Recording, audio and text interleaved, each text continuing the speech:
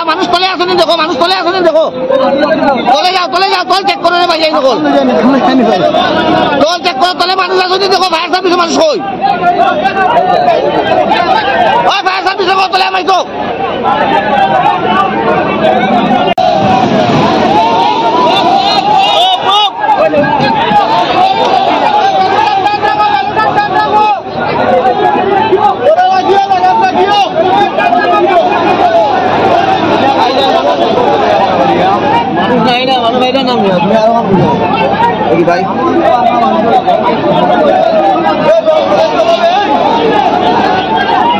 চাকরিজীবী বেশি এখানের মধ্যে আছে।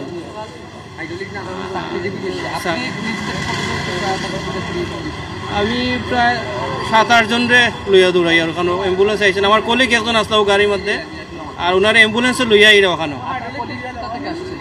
আমার কলিগ এখানে জব করেন, এটা প্রাইভেট কোম্পানি জব করেন, আর উনি আমার ফোন দেওয়ার পরে আমি দৌড়িয়ে আইছি হসপিটাল। আইয়া দেখি প্রায় 3-4টা অ্যাম্বুলেন্স হসপিটাল আইছে, আমার বাদে এরা লইয়া খালি যে ডাক্তার এখন মনে হয় বন্ধ, এখন তো সবাই ট্রিটমেন্ট চলে। টোটাল 42 জনের মতো আসছিল যাত্রী ওই বাসে, কিন্তু হ্যাঁ না আমি বাসে ছিলাম না, আমার কলিগ এখানে অ্যাক্সিডেন্টে আসি, তারপরে জানানোর পরে আমরা তাড়াতাড়ি হাসপাতালে নিয়ে আসলাম, অ্যাম্বুলেন্সে করে আসছি তাড়াতাড়ি করে। আমার কলিগ এটা এখন আছে বর্তমানে ইমার্জেন্সিতে আছে, পরীক্ষা নিরীক্ষা চলতেছে।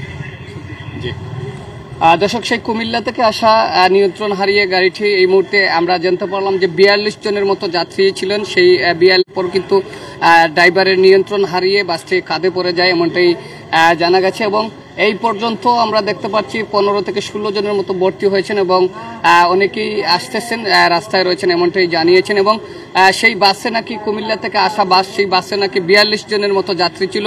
আমরা যদি আরেকটু জানতে চাই, আপনি কতক্ষণ ধরে এখানে চিকিৎসা নিচ্ছেন? আমরা এখানে টোটাল সময় প্রায় 2.5 ঘন্টার মতো আছি। এর ভিতরে একের পর এক মানে যাত্রীগুলো অ্যাক্সিডেন্ট যারা করছে তারা চিকিৎসার জন্য এখানে আসতেছে। আশঙ্কাজনক মিনিমাম 12 থেকে 13 জন বেশি। বাচ্চা 3 জন আছিল, ওরা সুস্থ আছে। একটা মহিলার অবস্থা খুবই খারাপ। প্রিয় দর্শক, একটা মহিলার অবস্থা খুবই ভয়াবহ এবং 3টি বাচ্চাও ছিল। সেই 42 জন যাত্রীর মধ্যে 3টি বাচ্চাও ছিল, সেই 3টি বাচ্চারা কিন্তু সুস্থ অবস্থা আছে এমনটাই জানিয়েছেন। এবং আমরা এখন আপনাদেরকে সেই আপডেট দিতে যাওয়ার চেষ্টা করছি সিলেট এমএজি ওসমানী মেডিকেল কলেজের ঠিক এমার্জেন্সি থেকে। আপনারা দেখছিলেন যে কুমিল্লা থেকে আসা অর্থাৎ একটি বাস গাড়ি 42 জন যাত্রী নিয়ে কিন্তু আসছিলেন সিলেটে ভ্রমণ করার উদ্দেশ্য। অর্থাৎ তারা কিন্তু রয়েছেন পর্যটক, সেই বেশিরভাগ চাকরিজীবী মানুষ, অর্থাৎ আজকে শুক্রবার বন্ধ হওয়ার সুবাদে তারা কিন্তু ঘুরতে আসছেন এমনটাই জানছি। আমরা আরেকটি কথা জানার চেষ্টা করবো, যিনি জরুরি বিভাগ পর্যন্ত পৌঁছে দিয়েছি। পৌঁছে দেওয়ার পর ওদের অনেক গার্জিয়ান আসতেছে কুমিল্লা থেকে, এখনও কোনো কিছু জানা যায়নি বলতে বাসটা যে সময় উল্টাইছে আমরা আসতে সময় দেখছি যে অ্যাম্বুলেন্স আমরা জৈন্তাপুর থেকে 3টা নিয়ে আসছি আর প্রাইভেট নোহা একটা নিয়ে আসছি। এ পর্যন্ত আর কিছু বলতে পারবো না।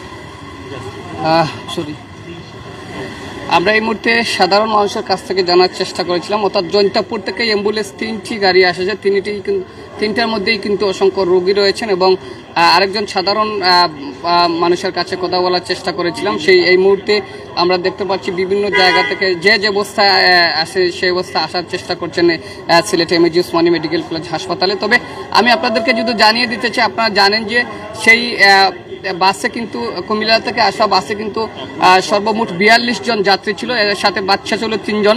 পর্যটক যারা তারা কিন্তু কুমিল্লা থেকে আসছিল, তা ভ্রমণ করবে সিলেটে, সেই সিলেটের ভ্রমণের সূত্রেই কিন্তু আজকে এই তারা গোয়েনঘাট এবং কাটাগাং সেই মধ্যস্থকালে ড্রাইভার নিয়ন্ত্রণ হারিয়ে পড়ে। নিয়ন্ত্রণ হারানোর পরেই কিন্তু বাসটি একেবারে রাস্তার পাশ থেকে চলে যায়, নিচে খাদে পড়ে যায়। এমার্জেন্সিতে রোগীর বন্যা আমরা ইতিমধ্যে দেখতে পাচ্ছি। এই মুহূর্তে যেটা আপনাদেরকে আপডেট দিতে চাই সেটা হচ্ছে সেই মহিলা সহ এবং পুরুষের সংখ্যা ইতিমধ্যে 15-এর উপরে দাঁড়িয়েছে। তবে এখন পর্যন্ত কোনো নিহতর খবর পাওয়া যায়নি। আমরা সেখান থেকে আপনাদেরকে তুলে ধরার চেষ্টা করছি। সবাই সাথে থাকবেন বাংলা টাইম 18-এ। তো প্রিয় দর্শক, আসলে এই যে আমার ঠিক ক্যামেরার সামনে দেখছেন একের পর এক রোগী আসতেছে এবং অ্যাম্বুলেন্স একের পর এক আসতেছে, এমনটাই দেখা যাচ্ছে ওসমানীতে। আমরা কিছুটা কথা বলার চেষ্টা করব, যারা স্বজনরা রয়েছেন তাদের সাথে কথা বলার চেষ্টা করব। কথা সাউন্ড ক্লিয়ার আছে কিনা আপনারা সবাই জানিয়ে দিবেন। এবং আমরা এই মুহূর্তে ওসমানী থেকে সরাসরি রয়েছে, আপনারা দেখছেন যে অনেক রোগী আসতেছেন এবং এই মুহূর্তে শুধু আসতেই আসেন। আমি ঠিক সামন থেকে একটু যদি দেখাই, এই যে আরেকটি অ্যাম্বুলেন্স আসছে,